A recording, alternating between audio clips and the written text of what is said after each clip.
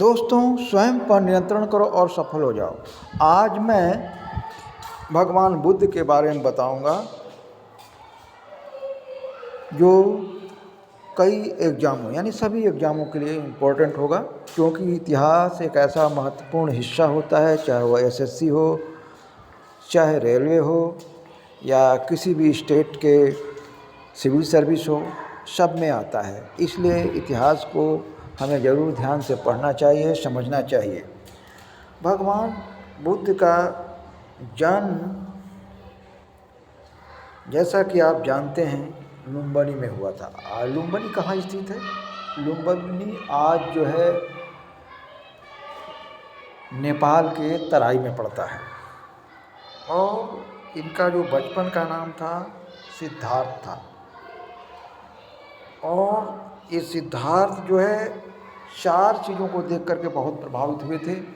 इनका मन राजकाज में नहीं लगता था, इसलिए इनके पिताजी ने इनको तरह तरह के उपाय किए ताकि इनका मन राजकाज में लग जाए।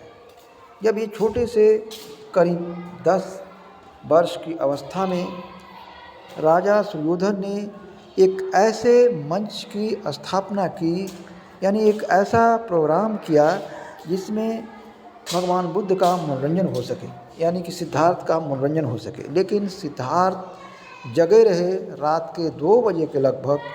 जो उसमें डांसर थे, जो उस समय के नर्तकियां थीं, जब उन्होंने देखा कि कोई का दांत निकला हुआ है, किसी का जो है बाल बिखरा हुआ है, ऐसे रूप को देख करके वे बड़े ही समझ में आ गया कि ये जो है ठीक नहीं है। उसके बाद भगवान बुद्ध ने जो है उनके ऊपर जो है सन्यासी को देख करके सबसे बड़ा और सबसे ज़्यादा प्रभाव पड़ा।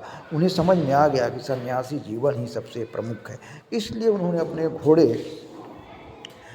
कंथक को और सारथी कंचक को ले करके रात्रि को 12 बजे चले गए। जबकि उनका एक पुत्र था जिसका नाम राहुल था, उसको नवजात छोड़ करके जंगल में चले गए और वहाँ जा कर के लंबे समय तक ज्ञान के खोज में लगे रहे। अंत में उनको जो है गया के पास, बोधि वृक्ष के पास 49वें दिन ज्ञान प्राप्त हुआ। इससे पहले वे एक स्थान पर रुके थे जहाँ पर लंबे समय तक उपवास किए थे, और उनके 5 शिष्य ब्राह्मण छोड़ करके उनको काशी आ गए थे, यानी सारनाथ आ गए थे। ज्ञान प्राप्त करने के बाद भगवान बुद्ध सबसे पहले सारनाथ गए और उनको शिक्षा दीक्षा दिया, और शिक्षा दीक्षा देने के बाद वो सबसे प्रमुख हुए।